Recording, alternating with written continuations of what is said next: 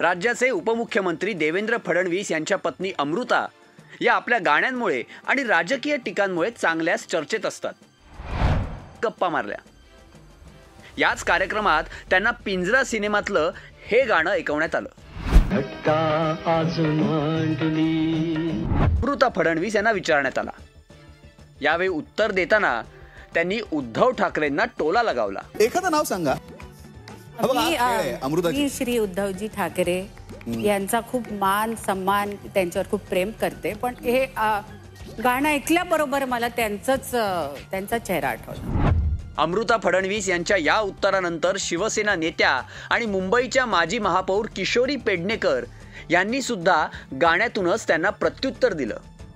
एक होता निर्मळ माणूस, देवेंद्र त्याचे नाव, देवेंद्र त्याचे नाव, मुख्यमंत्री पदासाठी कट कारस्थान केली, मुख्यमंत्री पदासाठी कट कारस्थान केली. त्यांना एका अमृताची दृष्ट लागली हो, त्यांना एका अमृताची दृष्ट लागली हो.